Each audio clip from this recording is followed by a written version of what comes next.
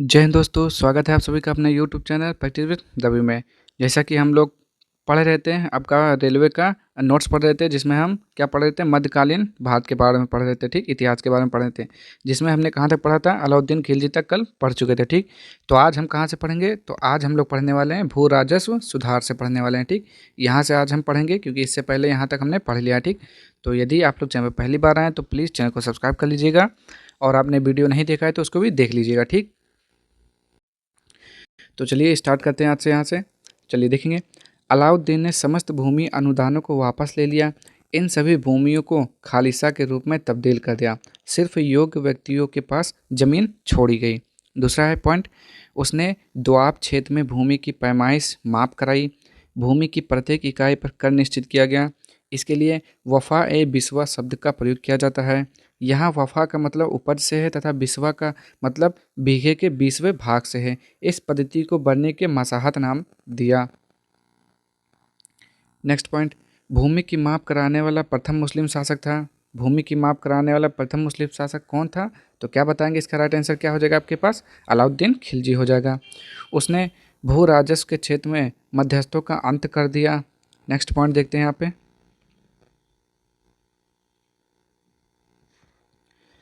ग्रामीण क्षेत्रों के मध्यस्थ वर्ग में खुद मुकद्दम चौधरी जैसे हिंदू जागीरदार शामिल थे। इन्हें भू राजस्व वसूलने के बदले हकूक की खोती के रूप में भू राजस्व का 10% मिलता था। इसके अलावा वह किसानों से किस्मत खोती नामक कर भी वसूलता था। अलाउद्दीन ने उनके हकूक एवं किस्मत खोती पर पाबंदी लगा दी। अलाउद्दीन ने भू राजस्व की दर को बढ़ाकर उपज का 1/2 भाग कर दिया था। अलाउद्दीन की राजस्व नीति की सफलता, कर निर्धारण तथा कर वसूली का श्रेय नायब वजीर सर्फ कायनी को जाता है। अलाउद्दीन खिलजी की आर्थिक नीति की व्यापक जानकारी जियाउद्दीन वर्दी की कृति तारीख़ फिरोज शाही से मिलती है। खजाइनुल फतूह आमिर खुसरो, रेहला, इब्न बतूता एवं फुतुस फुतुह फुतुहस लातीन इसामी की कीर्ति है। दैवी अधिकार के सिद्धांत को अलाउद्दीन ने चलाया था। केंद्र में एक बड़ी स्थायी सेना का गठन किया।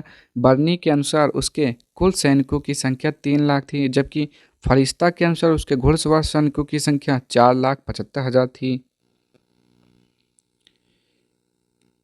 आगे पॉइंट देखेंगे यहाँ पे, 4,75,000 थी। उसने सेना को नगद वेतन देने और स्थायी सेना की नींव रखी। सैनिकों को भारतीय सेना मंत्री आरिज ए मामलिक के द्वारा की जाने लगी। अलाउद्दीन सल्तनत का पहला सुल्तान था जिसने सैनिकों का हुलिया लिखने और घोड़ों को दागने की प्रथा आरंभ की। सुल्तान ने शराब जैसे मादक द्रव्यों एवं जुआ पर पाबंदी लगा दी। सुल्तान गयासुद्दीन तुगलक के समय में सिर मुगल के नेतृत्व में 1325 ईस्वी में मंगोल सेना ने सिंधु को अवश्य पार किया था, लेकिन समाना के सूबेदार मलिक सादी ने उन्हें हरा दिया था। अलाउद्दीन ने परंपरागत लगान अधिकारियों खुद मुकद्दम एवं चौधरी से लगान वसूल करने का अधिकार छीन लिया था। उसने सारे विशेषाधिकार समाप्त कर दिए गए। उनकी भूमि पर से कर लिया जाने लगा और बाकी अन्य सभी कर भी लिए गए, जिसके कारण खुद जमींदार और बलाहार साधारण किसान में कोई अंतर नहीं रहा। आगे देखते हैं यहाँ पे। इसने खम्स यानी कि लूट का धन में सुल्तान का हिस्सा 1/4 भाग के स्थान पर 3/4 भाग कर दिया। अलाउद्दीन ने भू राजस्व वसूली व्यवस्था में दोषों को दूर करने के लिए दीवान मुक्त खराज नामक विभाग की स्थापना की। अब हम क्या पढ़ते हैं, कुतुबुद्दीन बु मुबारक शाह खिलजी, ठीक, कुतुबुद्दीन मुबारक शाह खिलजी। मुबारक शाह दिल्ली का प्रथम शासक था जिसने स्वयं को खलीफा घोषित किया, ठीक। पहला क्वेश्चन, दिल्ली का खलीफा किसने घोषित किया था, तो मुबारक शाह था, ठीक। और आगे देखते हैं, तथा अलबसिक विल्ला तथा खलीफतुल्ला अल इमाम खिलाफत उल्लाह जैसी उपाधियां धारण की। नसरुद्दीन खुसरो शाह शासक बनने के उपरांत इसने अपने नाम का खुतबा पढ़वाया तथा पैगंबर का सेनापति की उपाधि ग्रहण की। खुसरो शाह को निजामुद्दीन औलिया का नैतिक समर्थन प्राप्त था। निजामुद्दीन औलिया कौन था, अमीर खुसरो का क्या था, वो गुरु थे, ठीक, निजामुद्दीन औलिया। परंतु गैर तुर्की अमीर के सुल्तान बनने से तुर्की अमीरों में ईर्षा की भावना उत्पन्न हो गई। इसके विरोधियों ने इसे इस्लाम का शत्रु और इस्लाम खतरे में है का नारा दिया। आगे देखते हैं यहाँ पे नारा दिया, ठीक, और है नीचे कुछ, ठीक, और नहीं है। अब आगे पढ़ेंगे, यहाँ पे क्या से पढ़ेंगे, तुगलक वंश पढ़ेंगे, ठीक। तुगलक वंश कहाँ से कहाँ तक, 1320 से लेकर 1414 ईस्वी तक। गयासुद्दीन तुगलक या गाजी तुगलक, तो इसने कब तक शासन किया, 1320 से 25 तक, मात्र 5 साल। गयासुद्दीन तुगलक या गाजी तुगलक तुगलक वंश का प्रथम शासक था, ठीक। उसने 1320 ईस्वी में नए वंश तुगलक वंश की नींव डाली, ठीक। तुगलक वंश की स्थापना किसने की, गयासुद्दीन तुगलक ने की। तुगलक सुल्तान करौन तुर्क जनजाति के थे। गयासुद्दीन तुगलक बलबन के तुर्की गुलाम मलिक तुगलक का पुत्र था। जलालुद्दीन खिलजी के समय में वह सैनिक सेवा में आया। 1315 ईस्वी में अलाउद्दीन खिलजी ने उसको दीपालपुर का सूबेदार नियुक्त किया। 29 अवसरों पर उसने मंगोलों के विरुद्ध युद्ध किया, उन्हें भारत से बाहर खदेड़ा, इसलिए वह मलिक उल गाजी के नाम से प्रसिद्ध हुआ, ठीक। गयासुद्दीन तुगलक को किस नाम से जानते हैं, मलिक उल गाजी के नाम से जानते हैं, ठीक। और देखते हैं यहाँ पे क्या है, खुजरो शाह को समाप्त करके उसने दिल्ली के सिंहासन पर अधिकार कर लिया तथा 8 सितंबर 1320 ईस्वी में सुल्तान बना। आगे देखते हैं यहाँ पे, इसका एक नाम गाजी बेग तुगलक या गाजी तुगलक भी था। इसी कारण इतिहास में उसके उत्तराधिकारियों को भी तुगलक पुकारा जाने लगा और वंश तुगलक वंश कहलाया। उसने बंजर भूमि को कृषि योग्य बनाने के लिए कृषि जन सुधार किए तथा कृषकों को प्रोत्साहित किया। इसके अलावा उसने दमनकारी नीति के माध्यम से लगान वसूली पर भी पाबंदी लगाई। सर्वप्रथम गयासुद्दीन तुगलक ने ही राज्य द्वारा विकसित एवं निर्मित नहर सिंचाई प्रणाली संबंधी योजना चलाई। इसके समय पैदावार का 1/5 से 1/3 भाग लगान पहले ही लिया जाने लगा। एक वर्ष में इक्ता के राजस्व में 1/10 से अधिक वृद्धि नहीं करने के आदेश दिए गए। आगे, अकाल की स्थिति में लगान माफ़ी की सुविधा दी गई। भूमि की पैमाइश के आधार पर लगान की जगह उसने नस्क एवं बटाई पद्धति को लागू किया। डाक व्यवस्था में पर्याप्त सुधार किया गया।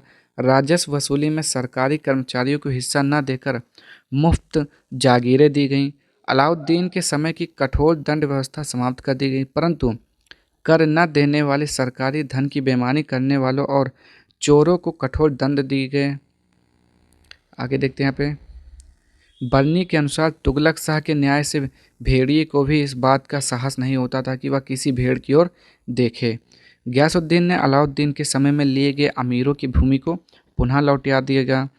गयासुद्दीन तुगलक ने दिल्ली के समीप स्थित पहाड़ियों पर तुगलकाबाद नाम का एक नया नगर स्थापित किया। रोमन शैली में निर्मित इस नगर में एक दुर्ग का निर्माण भी हुआ। इस दुर्ग को 56 कोट के नाम से भी जाना जाता है। अब क्या पढ़ेंगे, साम्राज्य विस्तार एवं विद्रोह का दमन। 1321 में पुत्र जूना खां के नेतृत्व में तेलंगाना अभियान पर भेजा गया, परंतु 1323 ईस्वी के द्वितीय आक्रमण में सफलता मिली।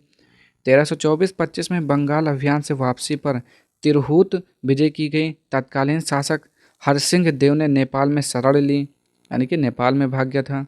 आगे, जूना खां की आज्ञा से अहमद एयाज द्वारा बनवाए गए लकड़ी के महल के गिर जाने से गयासुद्दीन तुगलक की मृत्यु 1325 ईस्वी में हो गई। इब्न बतूता ने जूना खां इसके लिए दोषी ठहराया था। इब्न बतूता ने जूना खां को इसके लिए दोषी ठहराया था। और पॉइंट है यहाँ पे, किसने कहा था कि दिल्ली अभी दूर है, तो निजामुद्दीन औलिया ने गयासुद्दीन तुगलक को कहा हुमूज दिल्ली दूरस्तो, मतलब दिल्ली अभी दूर है, ठीक। उसके बाद कौन आता है, मोहम्मद बिन तुगलक, जिसे हम शॉर्ट फॉर्म में क्या बोल सकते हैं, MBT, मोहम्मद बिन तुगलक, 1325 से लेकर 1351 ईस्वी तक, ठीक। इसे क्या क्या बोलते हैं, तो इसे जूना खां या जौना खां नाम से जाना जाता है। MBT के नाम से गद्दी पर बैठा और मोहम्मद बिन तुगलक के नाम से गद्दी पर बैठा, ठीक, पहला। और मूल नाम ये क्या था इसका, तो मूल नाम था इसका उलूग खां नाम था, ठीक। मोहम्मद बिन तुगलक का मूल नाम था उलूग खां, ठीक। और देखते हैं यहाँ पे क्या लिखा हुआ है, MBT को दुनिया का खान कहा गया, ठीक, दुनिया का खान कहा गया। राजा मुंदरी के अभिलेख में इसकी जानकारी मिलती है, ठीक। कहाँ पे इसको कहा गया था, तो राजा मुंदरी के अभिलेख से ये पता चलता है कि MBT को, यानी कि मोहम्मद बिन तुगलक को दुनिया का खान कहा जाता है, ठीक। और देखिए क्या क्या बोलते हैं इसे, और इसे बोलते हैं MBT, जिसे पागल राजा बोलते हैं, रक्त पिपासु बोलते हैं, असफलताओं का बादशाह कहा जाता है। ये सब किसके नाम है? ये सब मोहम्मद बिन तुगलक को कहा जाता है। सबसे इंपॉर्टेंट क्वेश्चन है, रक्त पिपासु किसे कहा जाता है? तो मोहम्मद बिन तुगलक को कहा जाता है। असफलताओं का राजा किसे कहते हैं? मोहम्मद बिन तुगलक को कहते हैं। पागल राजा किसे कहते हैं? मोहम्मद बिन तुगलक को कहते हैं। ठीक, तो ये थे ऐसे अदर जानकारी। अब हम यहाँ से पढ़ते हैं, अपने यहाँ से। तो देखिए, जूना खां उलूग खां, ठीक, इसका क्या नाम था? मूल नाम था उलूग खां, और इसे जूना खां भी नाम से जानते थे। मोहम्मद बिन तुगलक के नाम से गद्दी पर बैठा। उसके राजरोहण के समय दिल्ली सल्तनत उत्तर में हिमालय की तराई से दक्षिण में देवगिरी और वारंगल तक, पश्चिम में सिंध एवं गुजरात से पूर्व में बंगाल तक विस्तृत थी। बरनी की तारीखें फिरोज शाही तथा इमामी की फुतुह उस सलातीन कलश संधि की सबहुल आसा तथा अल उमरी की यात्रा वृत्तांत, मसली कुल अबसार में मोहम्मद बिन तुगलक के व्यक्तित्व, प्रशासनिक नीतियों और प्रयोगों के संबंध में विस्तृत जानकारी मिलती है। आगे देखते हैं यहाँ पे, राजमुंद्री के अभिलेख में इसे दुनिया का खान कहा गया। जैसा कि मैंने अभी बताया था अपने नोट्स में, देखिए मैंने एक अलग से नोट्स बनाया हुआ है, उसमें से आपको बताया था कि राजमुंद्री के अभिलेख में या राजा मुंद्री के अभिलेख में इसे क्या बोलते हैं? दुनिया का खान बोलते हैं। ठीक, ये भी सही है। दिल्ली सल्तनत के सभी सुल्तानों ने मोहम्मद बिन तुगलक सर्वाधिक विद्वान शिक्षित शासक था। वह खगोल शास्त्र, गणित एवं आयुर्विज्ञान सहित अनेक विद्याओं में निपुण था।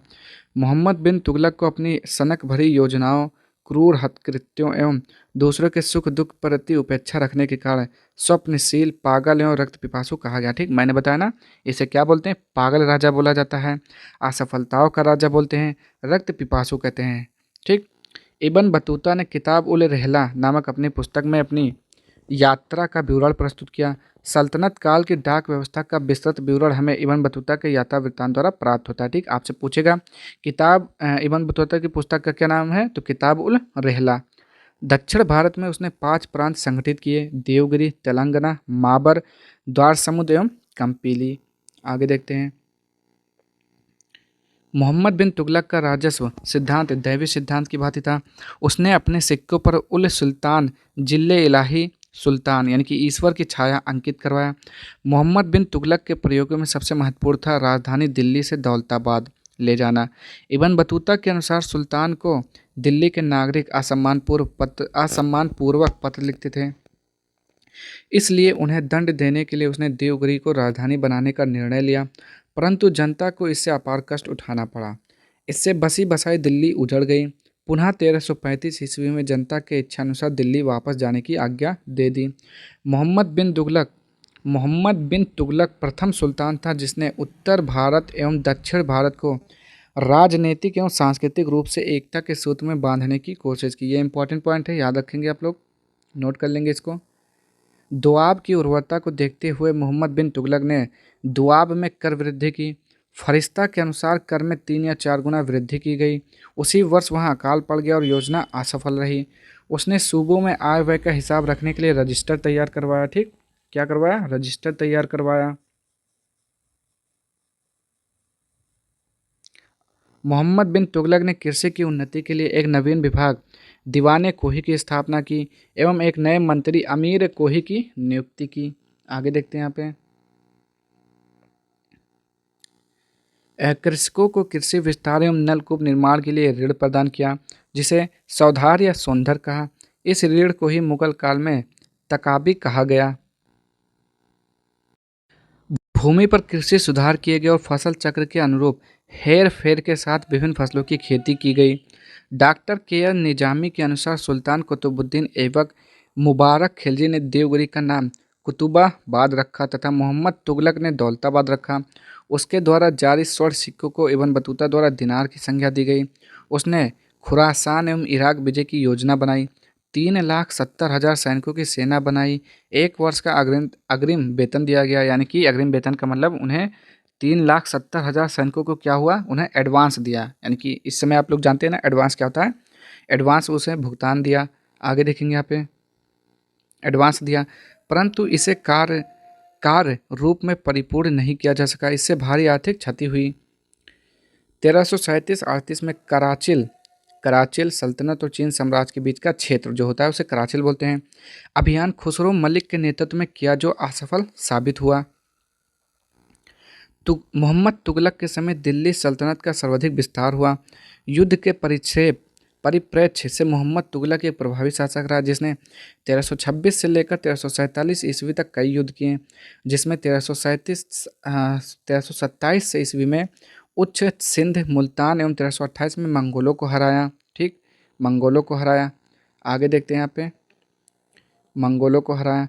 1336 ईस्वी में हरिहर और बुक्का ने तेलंगाना एवं कांची में विजयनगर साम्राज्य की स्थापना की। ठीक, पहला क्वेश्चन, विजयनगर साम्राज्य की स्थापना किसने की थी? हरिहर और बुक्का नामक दो भाइयों ने की थी। ठीक, किसने की थी? हरिहर और बुक्का नामक दो भाइयों ने विजयनगर साम्राज्य की स्थापना की थी। 1336 और देखते हैं, दिल्ली के सुल्तानों में मोहम्मद बिन तुगलक प्रथम सुल्तान था जो हिंदुओं के त्योहारों में मुख्यतः होली में भाग लेता था। आगे, वह शेख अलाउद्दीन का शिष्य था। ठीक, शेख अलाउद्दीन का शिष्य था। वह सल्तनत का पहला शासक था जो अजमेर में शेख मुहिउद्दीन चिश्ती की दरगाह और बहराइच में सालार मौजूद गाजी के मकबरे पर गया। उसने बदायूं में मीरन मुल्हिम, दिल्ली में शेख निजामुद्दीन औलिया, मुल्तान में शेख रुकनुद्दीन अनुधेन, अनुधन में शेख मुल्तान आदि संतों की कब्र पर मकबरे बनवाए। मोहम्मद बिन तुगलक ने जिन प्रभा सूरी नामक जैन साधु के साथ विचार विमर्श किया था। आगे देखते हैं यहाँ पे, 1332 से 33 में मोहम्मद बिन तुगलक के शासनकाल में प्लेग का प्रकोप हुआ। प्लेग किसके कारण होता है? चूहों के कारण होता है, जिसके कारण सुल्तान को 2.5 वर्षों तक स्वर्गद्वारी में शरण लेनी पड़ी। बर्नी में उसको सृष्टि का आश्चर्य कहा। बर्नी ने उसको क्या कहा? सृष्टि का आश्चर्य कहा। किसे? मोहम्मद बिन तुगलक को कहा। आगे देखते हैं, स्मिथ ने इसे विरोधी तत्वों का मिश्रण कहा, जबकि एल फिंस्टन ने इसे पागलपन के तत्व को देखा। इस्लाम में इसे इस्लाम विरोधी कहा गया। ठीक, इसके कितने सारे नाम है देखिए। उसके द्वारा बनवाए गए जहां पन्हा नगर को चौथी दिल्ली के नाम से जाना गया। मोहम्मद बिन तुगलक को उसकी बहुमुखी प्रतिभा के कारण अपने समय का रस्तु कहा गया। ठीक, अपने समय का रस्तु कहा गया। पागल राजा, रक्त पिपासु, ठीक, सृष्टि का आश्चर्य, विरोधी तत्वों का मिश्रण कहा गया। ठीक, इतने सारे इसके नाम हैं। और देखते हैं, इसके दरबार में कौन था? आपने इसमें कई बार पढ़ा इब्न बतूता। तो इब्न बतूता कौन था? इब्न बतूता मोहम्मद बिन तुगलक के दरबार में था। ठीक, और ये कहाँ का निवासी था? ये मोरक्को का निवासी था। ठीक, इसका जन्म 1304 ईस्वी में हुआ था। किसका? इब्न बतूता का।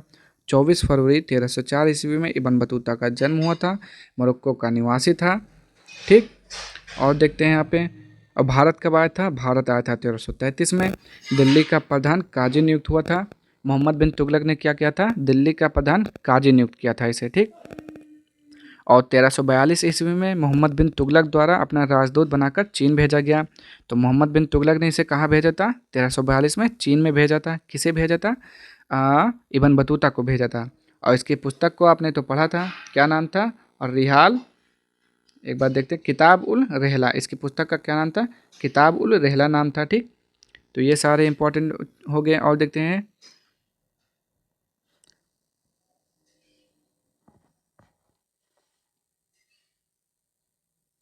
और क्या था? मोहम्मद बिन तुगलक ने जैन विद्वान जिन सूरी को दरबार में बुलाकर सम्मानित किया। ठीक, जिन सूरी को क्या किया था? दरबार में बुलाकर सम्मानित किया था। ये तो आपने इसमें भी पढ़ा अभी। ठीक, और क्या है जो, ये देखिए, जिन प्रभा सूर्य नामक साधु के साथ विचार विमर्श किया और अपने दरबार में बुलाकर उसे सम्मानित किया। ठीक, और देखते हैं यहाँ पे क्या है।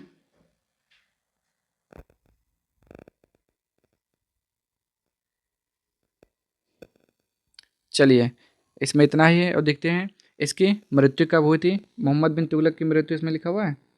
नहीं लिखा हुआ है ना, तो मैं बता दे रहा हूँ। मोहम्मद बिन तुगलक की मृत्यु 1351 में, 20 मार्च 1351 में ठट्टा के निकट गोंडाल में इसकी मृत्यु हो गई थी। ठीक, चलिए अब हम क्या पढ़ेंगे? फिरोज शाह तुगलक पढ़ेंगे।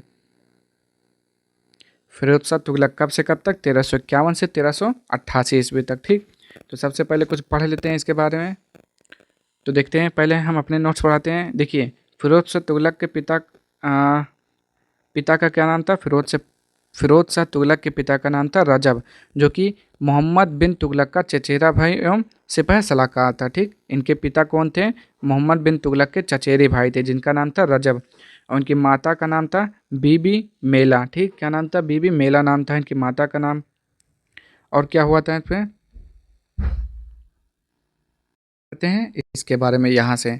फिरोज तुगलक यानी कि गयासुद्दीन तुगलक के छोटे भाई रज्जब का पुत्र, ठीक मैंने बताया ना, गयासुद्दीन तुगलक का छोटे भाई रज्जब का पुत्र या मोहम्मद बिन तुगलक के चचेरे भाई का पुत्र, ठीक, वो था फिरोज शाह तुगलक।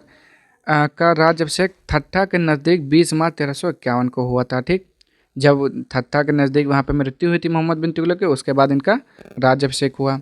और देखते हैं पुनः इसका राज्याभिषेक दिल्ली में अगस्त 1351 में हुआ था, ठीक। इनका राज्याभिषेक 2 बार हुआ, ठीक। एक बार हुआ था 20 मार्च 1351 में हुआ, और दूसरा बार हुआ था अगस्त 1351 में दिल्ली में। दो दो बार इनका राज्याभिषेक किया गया। खलीफा द्वारा इसे कासिम अमीर उल मोमिनीन की उपाधि दी गई, ठीक।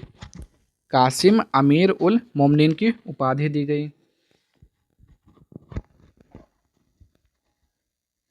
और देखते हैं यहाँ पे क्या है। मुस्लिम महिलाओं को संत के मज़ारों पर जाने से मनाही कर दी गई, ठीक। जजिया को एक अलग कर बना दिया गया। ब्राह्मणों पर जजिया लगा दिया गया जो पहले इससे मुक्त थे। राजमहल को दीवारी के सुंदर भित्ति चित्रों को इस्लाम विरोधी बताकर उसे मिटा देने का आदेश दिया गया। अमानवीय दंडों को समाप्त कर दिया गया। दारुल अस्फा अस्पताल एवं बेरोजगारों के लिए दफ्तर रोजगार की स्थापना की गई। दीवान खैरात स्थापित किया जो गरीब मुसलमानों, अनाथ स्त्रियों, विधवाओं को आर्थिक सहायता देता था और निर्धन मुसलमान लड़कियों के निकाह की व्यवस्था करता था। फिरोज तुगलक संतों एवं धार्मिक व्यक्तियों को जागीर एवं संपत्ति दान करता था। आगे देखेंगे यहाँ पे। राज्य के खर्च पर हज की व्यवस्था करने वाला प्रथम भारतीय शासक कौन था? फिरोज तुगलक था। फिरोज तुगलक को दासों का बहुत शौक था। उसके दासों की संख्या संभवतः 1,80,000 तक पहुंच गई थी। उनकी देखभाल के लिए एक पृथक विभाग दीवान बंदगान का गठन किया गया था, ठीक, दासों को देखभाल के लिए। 24 कष्टदायक करों को समाप्त कर केवल 4 कर इस्लामी कानून द्वारा स्वीकृत किए गए। पहला था खराज, लगान 1/5 से 1/3 भाग तक। दूसरा था खम्स, युद्ध में लूटे गए संपत्ति का 1/5 भाग। जजिया, हिंदुओं पर धार्मिक कर लगाया, ठीक, उसे जजिया बोलते हैं। जक़ात, आय का 2.5% मुसलमानों से जो उन्हीं के हित में व्यय किया जाता था। आगे देखेंगे। फिरोज ने उलेमा उर्क की सहमति से सिंचाई कर भी लगाया। इसे सर्व यानी कि हक ए सर्व कहा जाता था जो कुल उत्पादन का 1/10 होता था। फिरोज के काल में निर्मित 5 प्रमुख नहरें सिंचाई व्यवस्था दृढ़ करने के लिए थीं। यमुना नदी से हिसार तक 150 मील लंबी उलूग खानी नहर, सतलज से घग्गर तक 96 मील लंबी राजबह नहर, सिरमौर से हांसी तक एक नहर, घग्गर से फिरोजाबाद तक नहर, यमुना से फिरोजाबाद तक की नहर, ठीक। फिरोज तुगलक के समय मलिक गाजी सहना एक प्रमुख वास्तुकार था। आगे देखेंगे। बरनी एवं शम्स ए सिराज अफीफ को फिरोज तुगलक का संरक्षण प्राप्त था, ठीक। किसे संरक्षण प्राप्त था? बरनी एवं अफीक। फिर से देखते हैं। बरनी एवं शम्स ए सिराज अफीक को फिरोज तुगलक का संरक्षण प्राप्त था, ठीक।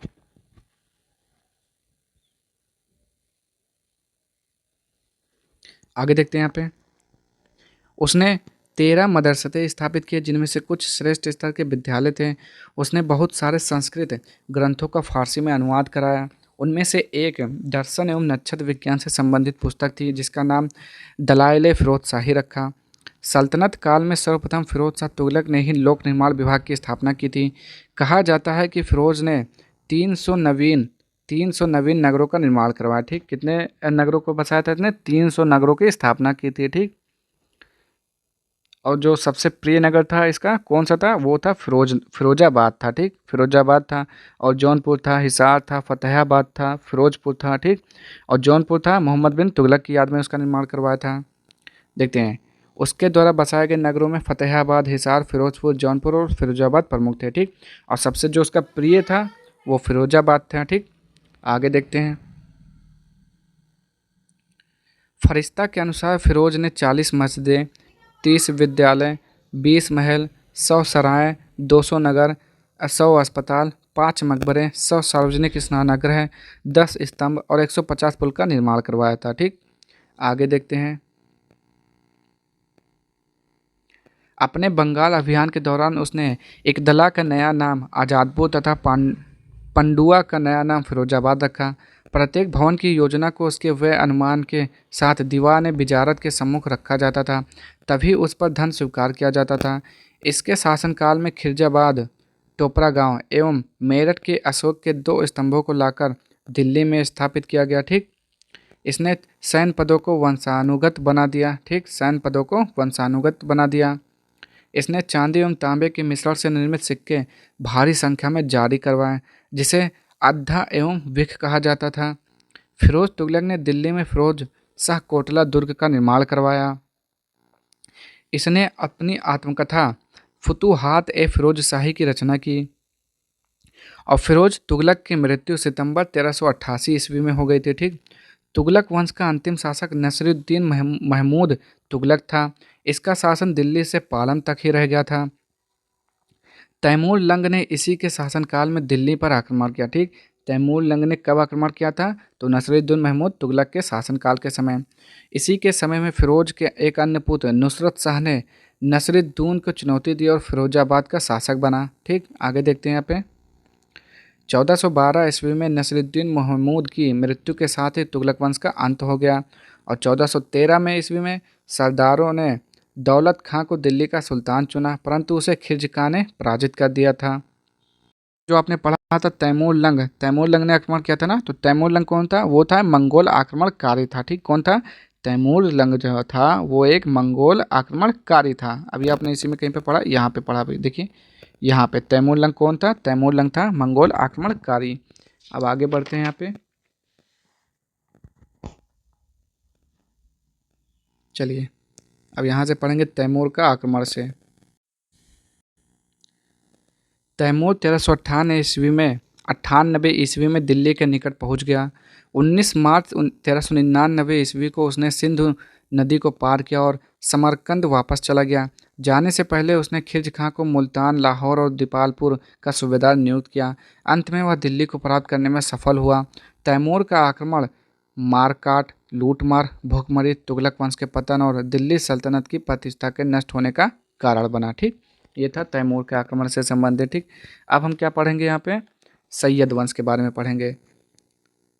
सैयद वंश कब से कब तक? 1414 से लेकर 1451 तक। ठीक, तो सैयद वंश का संस्थापक कौन था? यहाँ पे देखेंगे खिलजी खां सैयद राजवंश का संस्थापक था। ठीक, यानी कि सैयद वंश का संस्थापक खिलजी खां सैयद था। सुल्तान फिरोज तुगलक ने अपने समय में खिलजी खां को मुल्तान का सूबेदार नियुक्त किया था। 1414 ईस्वी में उसने दौलत खां लोदी से दिल्ली को छीन लिया और दिल्ली का प्रथम सैयद सुल्तान बना। खिलजी खां ने सुल्तान की उपाधि ग्रहण नहीं की, अपितु रैयत ए आला की उपाधि ली। वह तैमूर के पुत्र शाहरुख को निरंतर भेंट और राजस्व भेजता रहता था। उसने खुतबा भी शाहरुख के नाम से ही पढ़वाया। 1421 ईस्वी में दिल्ली में उसकी मृत्यु हो गई। किसकी? खिलजी खां की मृत्यु हो गई। अब उसके बाद आता है मुबारक शाह। मुबारक शाह कब से कब तक? 1421 से लेकर 1433 या 34 तक। ठीक, मुबारक को 3 मुख्य शत्रुओं से खतरा था। उत्तर पश्चिम में खोखर, नेसा, नसर, जसर था, जसरथ। दक्षिण में मालवा का शासक और पूर्व में जौनपुर का शासक उसके मुख्य प्रतिद्वंदी थे। 19 फरवरी 1434 ईस्वी को उसके वजीर सरवर उल मुल्क ने धोखे से मुबारक शाह का वध कर दिया। ठीक, मुबारक शाह ने यमुना नदी के तट पर एक नवीन नगर मुबारकाबाद बसाया और उसमें एक अच्छी मस्जिद बनवाई। उसने तत्कालीन विद्वान याहिया सरहिंदी को संरक्षण प्रदान किया। ठीक, किसको संरक्षण प्रदान किया था? याहिया सरहिंदी को संरक्षण प्रदान किया था। ठीक, और उसका उत्तराधिकारी कौन था? मोहम्मद शाह था। ठीक, मुबारक शाह का उत्तराधिकारी कौन था? मोहम्मद शाह था। और देखते हैं यहाँ पे संरक्षण प्रदान किया जिसने उनकी उसके समय के इतिहास तारीख है मुबारक शाही, जिसमें सैयद वंश की जानकारी को लिखा है। ठीक, और इनका उत्तराधिकारी कौन था? मोहम्मद शाह। और आगे देखते हैं, पहले मोहम्मद शाह पढ़ेंगे यहाँ पे। मोहम्मद शाह कब से कब? 1434 से 43 तक। मुबारक शाह के पश्चात उसके भाई का पुत्र मोहम्मद बिन फरीद खां मोहम्मद शाह के नाम से गद्दी पर बैठा। आरंभ में 6 माह तक वजीर सरवर उल मुल्क के शासन पर पूर्ण प्रभाव रहा। मोहम्मद शाह ने बहलोल का सम्मान किया। उसने अपना पुत्र कहकर पुकारा और खान ए खाना की उपाधि से विभूषित किया। ठीक, खान ए खाना से किसको उपाधि दी थी? बहलोल खां को दिया था। ठीक, अब उसके बाद आता है आपसे अलाउद्दीन आलम शाह आता है। इसको पढ़ लेते हैं थोड़ा। मोहम्मद शाह की मृत्यु के पश्चात उसका पुत्र अलाउद्दीन यानी कि अलाउद्दीन आलम शाह के नाम से सिंहासन पर बैठा। अपने प्रभुत्व को बढ़ाने में स्वयं को अयोग्य पाकर और अपने वजीर हामिद खां से झगड़कर वह बदायूं चला गया और वहीं रहने लगा। 1447 ईस्वी में बहलोल लोदी ने पुनः दिल्ली पर आक्रमण किया, परंतु वह पुनः असफल रहा। हामिद खां ने बहलोल और नागौर के सूबेदार कियाम खां को दिल्ली आमंत्रित किया। उसने प्रस्ताव दिया कि उनमें से जो भी दिल्ली में रहेगा वह उसके हाथ की कठपुतली बन जाएगा। बहलोल, जो निकट था, पहले दिल्ली पहुंच गया। बहलोल ने थोड़े समय पश्चात हमीद खां को मरवा दिया और 1450 ईस्वी में उसने संपूर्ण शासन को अपने हाथों में ले लिया। अब हम क्या पढ़ेंगे? लोदी वंश पढ़ेंगे। ठीक, लोदी वंश कब से कब तक चला? 1451 से लेके 1526 ईस्वी तक लोदी वंश चला।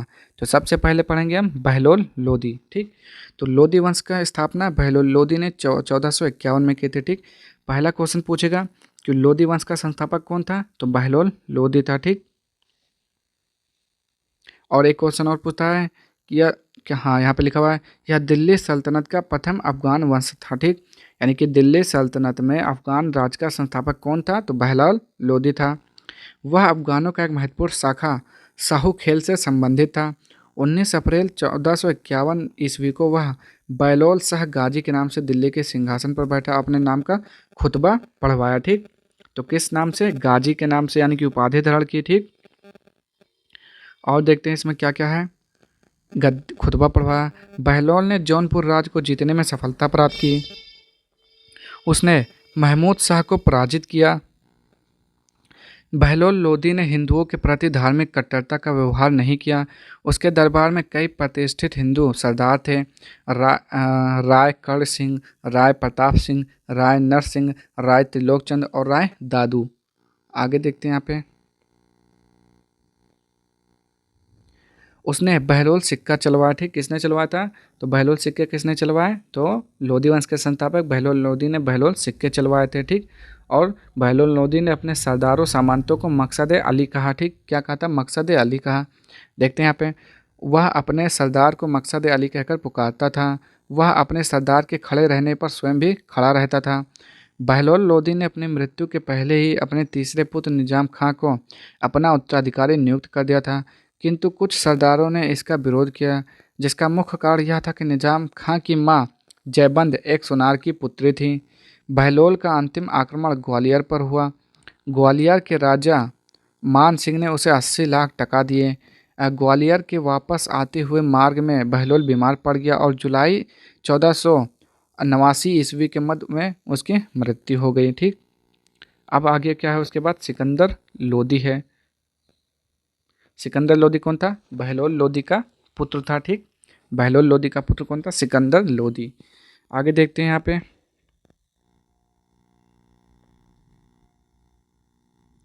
सिकंदर लोदी कब से कब तक? 1489 से 1517 ईस्वी तक इसने शासन किया। देखते हैं, कुछ शक्तिशाली सरदारों ने निजाम खां का साथ दिया और 17 जुलाई 1489 ईस्वी को निजाम खां सुल्तान सिकंदर शाह के नाम से सिंहासन पर बैठा। वह लोदी वंश का महानतम शासक था। आजम हुमायूं को परास्त करके उसने कालपी को छीन लिया। जालरा के विरोधी सरदार तातार खां को भी उसने परास्त किया। सिकंदर शाह ने जौनपुर आक्रमण किया। युद्ध में बारबक शाह को पराजित किया। और देखते हैं यहाँ पे, 1504 ईस्वी में उसने राजस्थान के शासकों पर अपने अधिकार को सुरक्षित रखने तथा व्यापारिक मार्गों पर नियंत्रण स्थापित करने के उद्देश्य से आगरा नगर की स्थापना की। ठीक, आपसे पूछेगा कि आगरा की स्थापना किसने की थी? तो 1504 ईस्वी में सिकंदर लोदी ने आगरा की स्थापना की थी और उसको अपनी राजधानी बनाया था। ठीक, ये क्वेश्चन पूछता है कि आगरा को किसने अपनी राजधानी बनाई थी? तो सिकंदर लोदी ने बनाई थी। ठीक, और सिकंदर लोदी किस नाम से गद्दी पर बैठा? सुल्तान सिकंदर शाह के नाम से गद्दी पर बैठा था। ठीक, दिल्ली का प्रथम शासक, दिल्ली सल्तनत का प्रथम शासक जिसने आगरा को अपनी राजधानी बनाई, वो कौन था? तो सिकंदर लोदी था। ठीक, और क्या है इसमें? गज सिकंदरी, ये क्या होता थी? ये भूमि नापने के लिए मापने की इकाई होती थी, गज सिकंदरी। आगे देखते हैं यहाँ पे, अभी आपको मिलेगा। 1504 ईस्वी में उसने राजस्थान के शासकों पर अपने अधिकार को सुरक्षित रखने तथा व्यापारिक मार्गों पर नियंत्रण करने के उद्देश्य से आगरा नगर की स्थापना की। वहाँ पर उसने एक किले का भी निर्माण करवाया जो बादलगढ़ का किला के नाम से मशहूर था। 1506 ईस्वी में आगरा को सिकंदर ने अपनी राजधानी बनाई थी। 1506 में राजधानी बनाई थी। राज्य के हिसाब किताब के लेखा परीक्षण प्रणाली की शुरुआत उसने खाद्यान्न करों को समाप्त कर दिया तथा व्यापार से प्रतिबंधों को हटा दिया, जिससे लोगों की आर्थिक समृद्धि को बढ़ावा मिले। माप के लिए एक पैमाना गजे सिकंदरी उसी के समय से प्रारंभ किया, जो प्राय 30 इंच का होता था। ठीक, क्या होता था? गजे सिकंदरी या गजे सिकंदरी, जो मैंने अभी आपको बताया, भूमि मापने की इकाई होती थी। उसने निर्धनों के लिए मुफ्त भोजन की व्यवस्था की। उसने मुहर्रम में ताजिए निकालना बंद कर दिया। क्या क्या? ताजिए जो निकलता है ना, निकालना बंद कर दिया तथा पीरों और संतों की मज़ारों पर मुस्लिम स्त्रियों को जाने से रोका। आगे, सिकंदर लोदी के स्वयं के आदेश से एक आयुर्वेदिक ग्रंथ का फारसी में अनुवाद किया, जिसका नाम फरहंगे सिकंदरी रखा गया। उसके समय संगीत के एक श्रेष्ठ ग्रंथ लज्जत सिकंदर शाही की रचना हुई। सिकंदर लोदी शहनाई सुनने के बहुत शौकीन थे। वह गुल रुखी उपनाम से कविताएं लिखता था। इसने नगरकोट के ज्वालामुखी मंदिर की मूर्ति को तोड़कर उसके टुकड़ों को कसाईयों को मांस तौलने के लिए दे दिया था। और देखते हैं क्या है। गले की बीमारी के कारण सिकंदर लोदी की मृत्यु 21 नवंबर 1507 ईस्वी को हो गई थी। अब क्या है? इब्राहिम लोदी। ठीक, तो अभी इसमें बहुत सारे हैं। ठीक, तो हम क्या करते हैं, अब कल से पढ़ते हैं। ठीक, इब्राहिम लोदी हम क्या करेंगे, कल से पढ़ेंगे। ठीक, तो आज के लिए इतना ही रहने देते हैं। नेक्स्ट वीडियो में हम इब्राहिम लोदी से पढ़ेंगे। अगर आपको वीडियो पसंद आए तो प्लीज़ चैनल को लाइक शेयर सब्सक्राइब कर दीजिएगा। ठीक, मिलते हैं नेक्स्ट वीडियो में। तब तक के लिए जय हिंद, जय भारत।